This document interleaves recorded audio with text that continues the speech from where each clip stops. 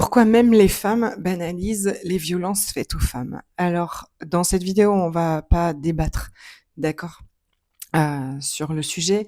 Je vais juste vous parler de Patrick, du choc et en même temps, donc je lis, des commentaires dans un post sur les réseaux sociaux qui parle donc de Patrick Bruel qui est accusé par 8 femmes de violences sexuelles et les commentaires des femmes sous cette vidéo sont, on peut le dire, complètement choquantes.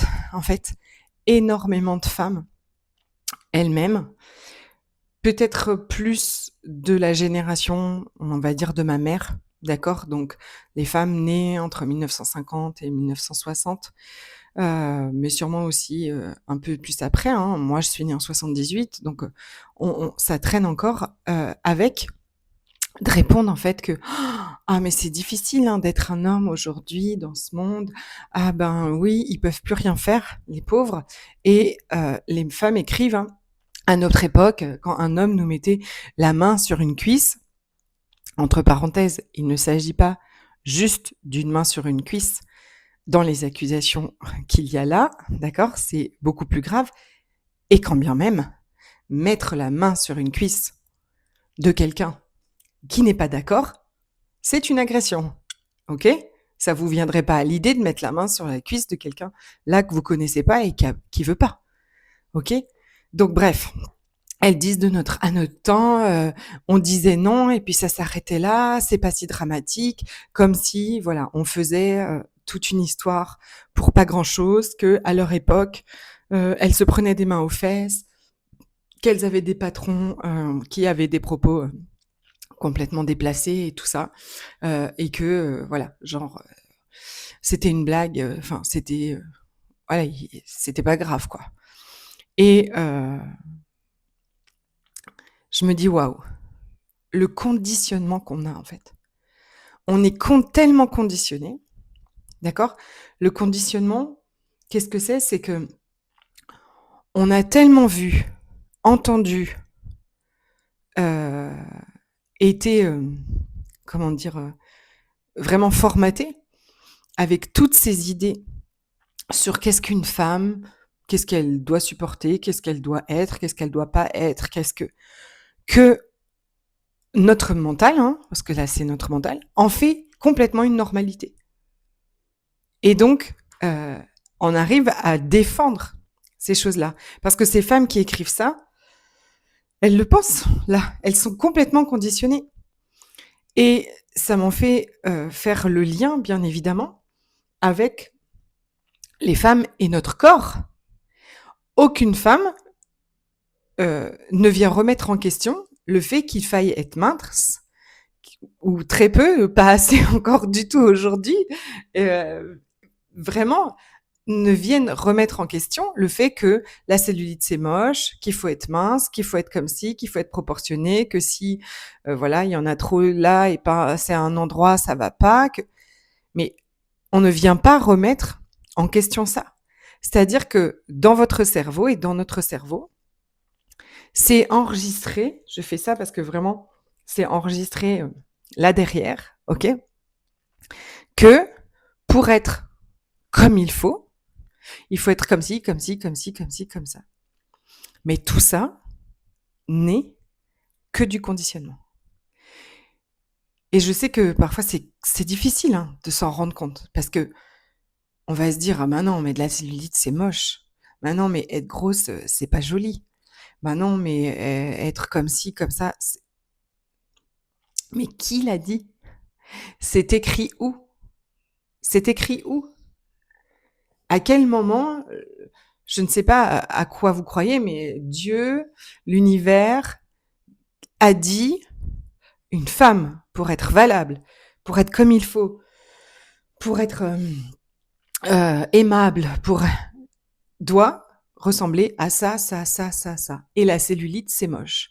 Alors que je vous rappelle que Dieu, l'univers, a fait de la cellulite à toutes les femmes, puisque c'est une réserve de graisse en prévision, surtout, de porter la vie en nous, par exemple. Je ferme cette parenthèse, mais donc, il n'y a que des hommes dans une société complètement patriarcale qui ont un jour dit une femme, pour être comme il faut, doit être comme ci, comme ci, comme ci, comme ça.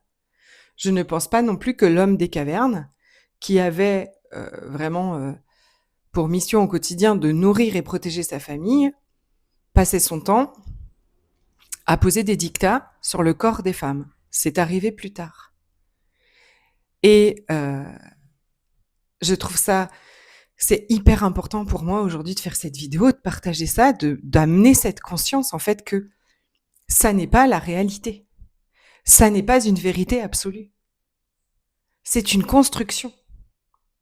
Mais qui est tellement fréquente, enfin, qui existe, qui est là depuis tellement longtemps, qui est tellement banalisée, que personne ne remet en question, pas même un sacré pourcentage de femmes, que dans notre cerveau, c'est la normalité. Et donc, la plupart des femmes passent leur temps à essayer de mincir, à être obsédées par ne pas manger et à se pourrir la vie pour répondre à des conditionnements qui ne sont absolument pas une réalité, qui sont construits de toutes pièces.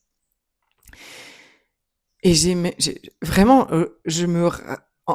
m'est venu en fait en lisant ces commentaires, j'ai répondu à ces dames en leur disant ça pour essayer, pas en les critiquant, hein, en leur disant le conditionnement qu'on a, c'est comme la culture du viol, c'est exactement la même chose. C'est nous qui devons faire attention, c'est nous qui devons pas être trop aguicheuses, c'est nous qui devons pas sortir la nuit à tel endroit ou tel endroit.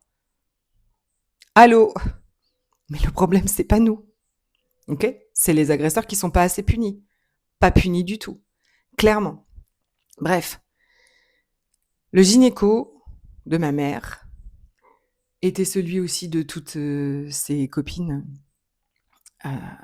et a été le mien à un moment, l'horreur. Ce mec était complètement grossophobe. Vraiment, mais je pense que ce mec détestait les femmes, en fait. Je me dis, mais ce mec était dingue. Et il était très malin, mais je pense que ça existe encore, hein. Donc, il passait son temps à nous critiquer et à critiquer notre corps et notre poids, d'accord, à chaque séance. C'était vraiment une angoisse pour moi. Et il était malin, donc il critiquait la cellulite, blablabla, blablabla, et il vendait, bien évidemment, des séances hors de prix je sais plus, ultrasons qui casse la cellulite, machin qui roule et qui aspire, bien sûr, à des prix exorbitants. Et je me rappelle très bien d'une amie de ma mère qui, genre, faisait un petit 38 en haut et avait ce qu'on appelait la culotte de cheval. Mais genre, le truc, c'est un truc naturel. Enfin, je veux dire, c'est comme ça. Certaines femmes ont plus, effectivement, une morphologie différente et tout ça. Mais je me rappelle avoir des copines aussi comme ça. Moi, on me disait toujours, t'as de la chance, t'es grosse un peu partout. Tu vois, donc c'était genre harmonieux, c'était une chance. Pour d'autres, pour qui c'était une souffrance totale, et je les revois souffrir le martyre parce qu'elles avaient cette culotte de cheval. Et faire tout et se torturer pour arrêter de manger. Mais vraiment, je crois que c'était les femmes qui se faisaient le plus de mal. C'était ça. Mais qui a dit qu'avoir d'abord une culotte de cheval, évidemment, dit comme ça, c'est moche, mais qui a dit qu'avoir des rondeurs au niveau des fesses, c'était un problème? Bordel. J'ai envie de dire des gros mots presque. Conditionnement. Conditionnement. Uniquement du conditionnement. Et je pense que aujourd'hui, si tu regardes cette vidéo, je veux vraiment que tu puisses commencer à prendre conscience que tout ça n'est pas une vérité absolue, que tu peux la remettre en question. Parce que c'est ça le truc que je trouve le plus dur, c'est que c'est tellement, on a fait tellement rentrer ça dans notre tête. Et le mental a tellement enregistré, parce que c'est normal. Notre mental, c'est voilà une activité psychologique là qui comme un ordinateur qui analyse toute la journée. Et donc il analyse et il dit, pour être en sécurité, il faut il faut répondre à ça, ça, ça, ça, ça, ça, ça. Et donc, c'est comme imprégné là dans mes bonnes nouvelles. Bonnes nouvelles. On peut vraiment désapprendre tout ça. On peut vraiment se déprogrammer de tout ça. Et lui montrer qu'on est en sécurité comme on est au jour d'aujourd'hui. Et que tout ça n'était que construction. Cette prise de conscience, si tu veux retrouver la paix vraiment avec ton corps, avec la nourriture, et en même temps retrouver de la joie, de l'énergie pour aller faire tes projets, pour profiter de la vie au quotidien, c'est la première étape super importante. Prendre conscience que toutes ces années de souffrance, de torture parfois, de maltraitance, d'obsession, de vraiment de moments gâchés avec ça, ne sont basés que sur cette dictature qui n'est absolument pas une vérité. Quand tu prends conscience de ça, tu as déjà fait un pas de géant pour aujourd'hui t'en détacher, pour t'en défaire et revenir en paix, revenir en sécurité à l'intérieur de toi.